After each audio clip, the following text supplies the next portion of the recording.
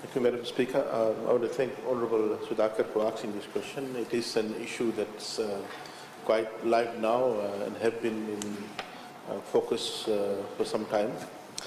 Madam Speaker, the Rakiraki Township is situated, for those who are not that familiar, at the Nangora Flat in the Ra province, northern eastern part of Bitinebu.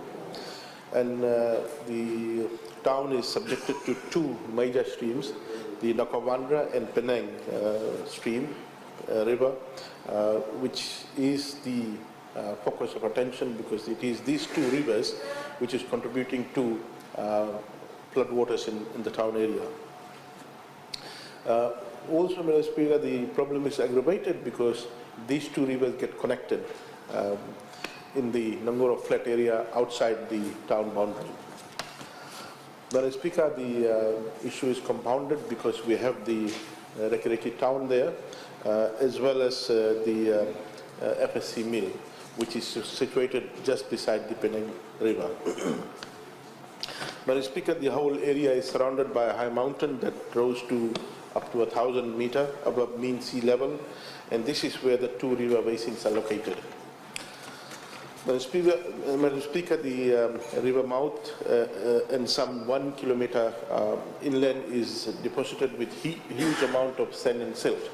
And as I explained earlier this morning and also on Monday, that the upstream deforestation and land degradation due to conversion of natural forest land into agriculture, one of the negative externality out of that is massive amount of soil material, silt, sedimentation moves off from this side land area onto the waterways and comes down to downstream. And this silt material then reduces the capacity of the waterways to hold that water, initial volume of water that they used to hold, Madam Speaker. So that's why some people, when they say that these rivers didn't used to flood some 30, 40 years ago, why are they flooding now?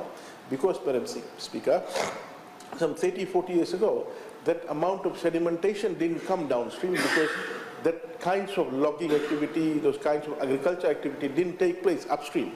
So now with increased amount of agriculture activity upstream and logging and deforestation, that topsoil is eroded onto the waterway, comes down and fills up downstream river and waterways, Madam Speaker, and therefore reduces the capacity of the downstream waterway to hold the water, and therefore the water overflows, Madam Speaker.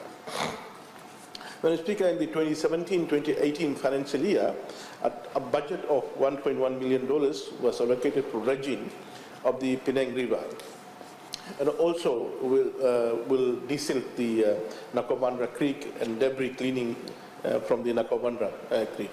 Madam Speaker, environmental impact assessment has already been carried out by the environmental consulting company called Korerenga Environmental Consultants and has been approved by the Department of Environment. Madam Speaker, tender for dredging of the Penang River mouth was where 140,000 cubic meters of silt material needs to be removed, was advertised by the procurement office, and it closed last week, 28th of February, and engineers from the ministry along with the procurement office are evaluating the tenders before it will go to the tender board committee, Madam Speaker. So we're looking at maybe very soon, within a month's time, hopefully, for the tender to be given out for dredging of the Penang River, Madam Speaker. Madam Speaker, the engineering survey of Nakawandra River, which is about a total of 3.5 kilometers that needs to be dredged as well as cleaned up. So the two activities that needs to be undertaken for the Nakawandra Creek. First of all, Madam Speaker, it needs to be cleaned up with the debris. Massive amount of debris from upstream has clogged up the river, not only silt material but also debris. So we need to clean up that before any dredging work can be done. Madam Speaker,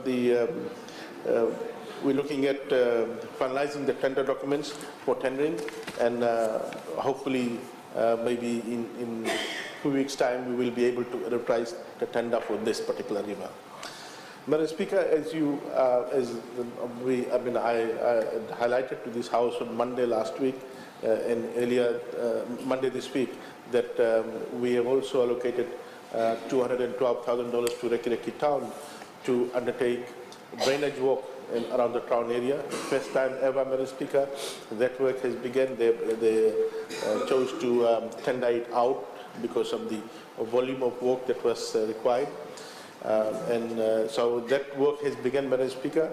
That will be utilized to, one, create new drains, number two, clean up and decent existing drains, and number three, convert the closed drains into open drains so that it's easier to maintain open drains in the future, Madam Speaker.